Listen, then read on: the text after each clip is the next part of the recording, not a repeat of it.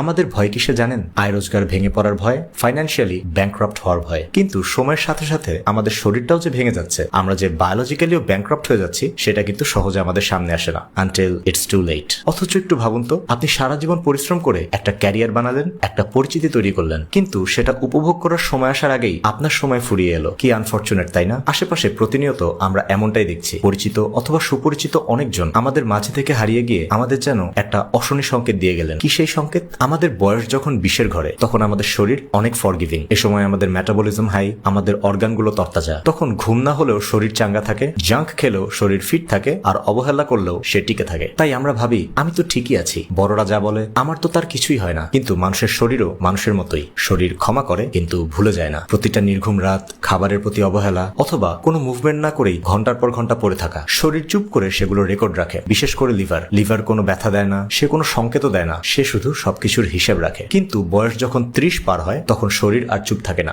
বিভিন্ন রোগের সিমটমস উকি দিতে শুরু করে। এতদিন যা খেয়েছেন, যেভাবে থেকেছেন, যতটুকু অযত্ন করেছেন, সবকিছু ধীরে ধীরে ফিরে আসতে শুরু করে। আর ডাক্তার যেদিন আপনার রিপোর্টের ফাইলটা খোলেন, সেদিনই বুঝতে পারেন যে বড্ড দেরি হয়ে গেছে। আমরা এই হিসাব মেলাতে পারি না। আমরা ভাবি সবকিছু এত হুট করে কিভাবে হয়ে গেল। কিন্তু সত্যিটা হচ্ছে কোনো কিছুই হুট করে হয় না। আমাদের প্রতিটা অবহেলা প্রকৃতির কাছে আমাদের দায়বদ্ধ করে রাখে। কেরিয়ারে ছাড় দেওয়া যায়, সম্পর্কে একটু সময় নেওয়া যায়, স্বপ্নকে মাঝে মাঝে পিছিয়ে রাখা যায়, কিন্তু শরীরের সাথে কোনো নেগোসিয়েশন চলে না। হার্ট, লিভার, কিডনি এদের সাথে কোনো সমঝোতা হয় না। এরা তার নিজের নিয়মে চলে। আর চলতে চলতে একদিন যখন এই অর্গানগুলো কাজ করা বন্ধ করে দেয়, তখন আমাদের ব্যাংক ব্যালেন্স, খ্যাতি আর সোশ্যাল স্ট্যাটাস সব এক নিমিষে অর্থহীন হয়ে যায়। শরীর দেউলিয়া হয়ে গেলে পুরো সাম্রাজ্যটাই ধুলোয় মিশে যায়। তাই নিজেকে প্রশ্ন করুন, আপনি আপনার ক্যারিয়ারের পিছনে যতটা সময় দিয়েছেন, তার একটুও কি নিজের যত্নের পিছনে দিয়েছেন? আমরা অনেক কিছু হারিয়ে আবার ফিরেও পাই। টাকা যায়, টাকা আসে, সম্পর্ক ভাঙে, আবার জোড়াও লাগে। কিন্তু আপনার শরীর একটাই, এর কোনো ব্যাকআপ নাই, এর কোনো রিপ্লেসমেন্ট নাই। আমরা কি খাচ্ছি, কখন ঘুমাচ্ছি, এই ছোট ছোট চয়েসগুলোই নির্ধারণ করে দেয় আমাদের ভবিষ্যৎ।